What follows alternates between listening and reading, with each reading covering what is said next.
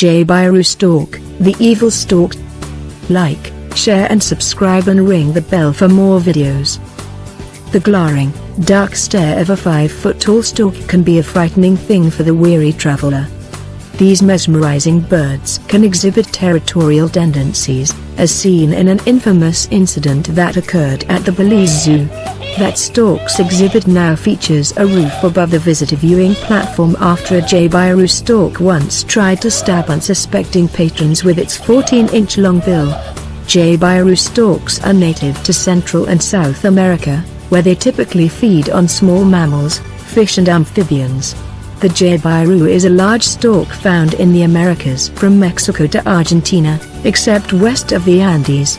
It sometimes wanders into the United States, usually in Texas, but has been reported as far north as Mississippi. It is most common in the Pantanal region of Brazil and the Eastern Chaco region of Paraguay. It is the only member of the genus Jabiru.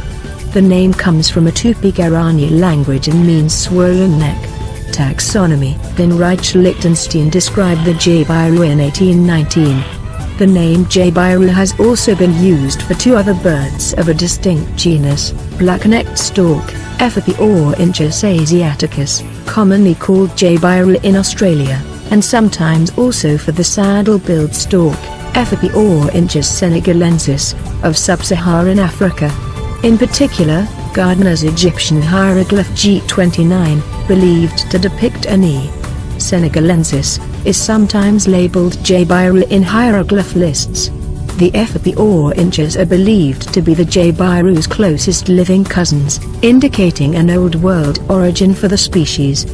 The proposed late Pleistocene fossil stork genus Prochiconia from Brazil might actually belong in Jabiru.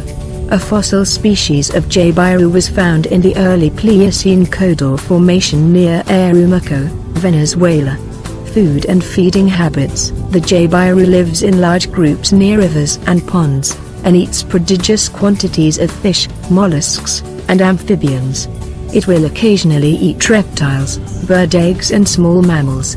It will even eat fresh carrion and dead fish, such as those that die during dry spells, and thus help maintain the quality of isolated bodies of water. They feed in flocks and usually forage by wading in shallow water. Jabirus detect prey more through tactile sensation than vision.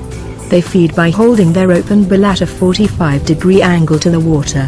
When prey is contacted, the storks close their bill, draw it out of the water, and throw their head back to swallow. It is an opportunistic feeder. In one instance, when house mice experienced a population explosion in an agricultural area, several hundred Jabirus could be seen in each field feeding on the rodents, unusual for a bird that's rarely seen in large numbers anywhere. On rare occasions, Jabirus have been seen attempting to kleptoparasitize the two smaller storks it coexists with, the wood and magari storks. Breeding. The nest of sticks is built by both parents around August to September, in the southern hemisphere, on tall trees, and enlarged at each succeeding season, growing to several meters in diameter. Nests are often deeper than they are wide. They can be up to 1 meter wide and 1.8 meters deep. Half a dozen nests may be built in close proximity, sometimes among nests of herons and other birds.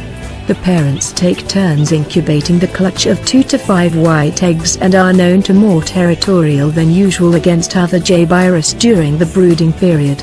Raccoons and other storks, including their own species, are occasion predators of Jabiru eggs, but most nest predators appear to avoid these huge-billed birds, and there are no known predators of healthy adult Jabirus.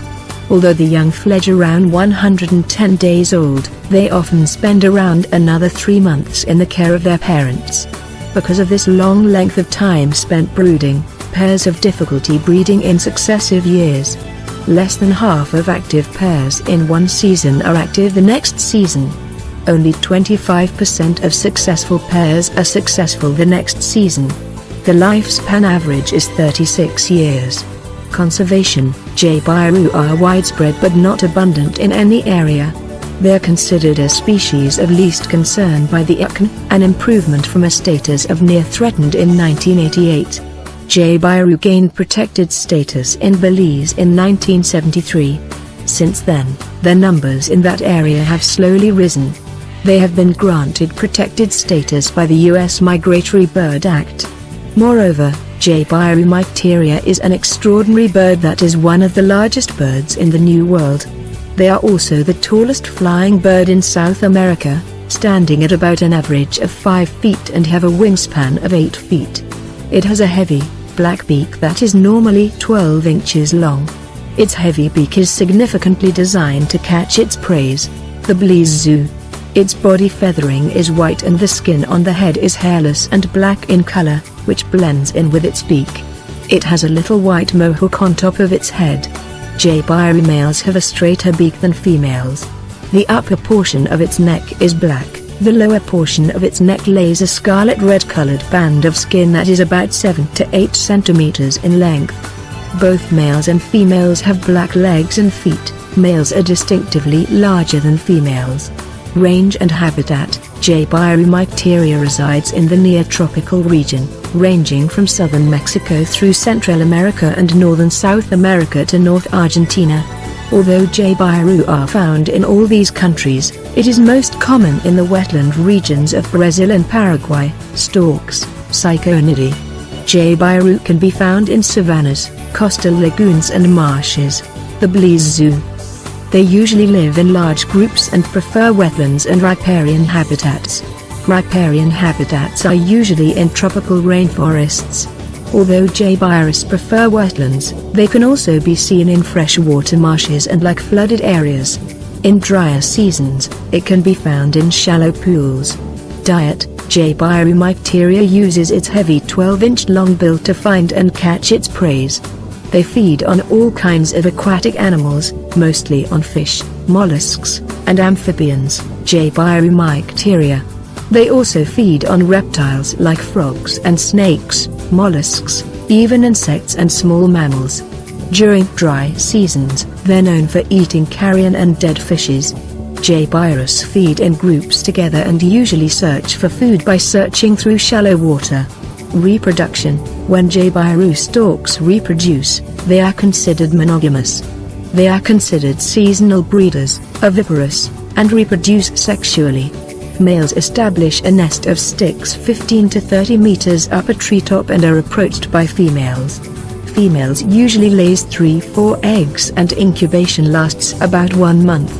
They receive parental care from both sexes and nurturing chicks are so tough to where birds tend to mate every other breeding season. Jabiru mycteria. Behavior. Jabiru can be quite social in its behavior although it doesn't appear in massive numbers. Birds usually feed in the same location depending on prey existing. Jabiru. Jabirus have a pleasant way of greeting one another.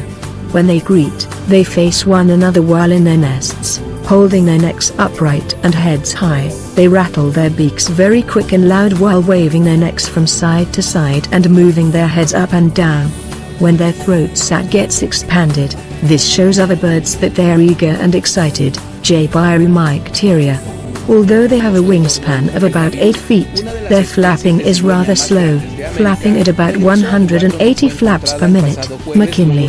They also take their timing when walking and walk slowly. They only use a slight speed when searching for a prey. Conservation. At the moment, Jabiru mycteria is not considered endangered, but it is very small in population in Central America. It gained protected status in Belize in 1973. Jibaru Stork, Jibaru mycteria. In Mexico, the population has also declined due to human development, hunting, disturbances, and habitat loss. On a brighter note, it is still plentiful in Brazil, Paraguay, and Argentina. Recent research. There has been a recent study that defines Belize, Central America as the healthiest breeding population of Jabiru for all of Central America. They migrate from Mexico and arrive to Belize in the month of November and nest in the tall pines of the savannas and marshes of the Belizean lowlands. Jabiru stay in Belize until June or July. They leave after the first rain rushes through and continue their migration flying up north. The Belize Zoo. Interesting facts: Jabiru mycteria is the only member of the genus Jabiru. A nickname for Jibaru mycteria is Guardsman Soldier. Its unusual name comes from a word in a Tupi Guaraní language, meaning swollen neck. Economic, ecological service: since Jabiru eats dead fish and carrion, it cleanses the bodies of waters after droughts and after the fishes die off, which prevents the spread of disease and prevents diseases from developing. This is a positive ecology aspect that all Jabiru carry. Jabiru mycteria also plays an important role in the economic aspect for humans. Before they were protected, humans hunted them for their meat and feathers. Their feathers can be used for clothing and other valuable materials. Now that they are protected, people can benefit from them economically by serving as a great tourist attraction and can be used as an interesting research project. With the money made from this can help the local community and help advance economical situations.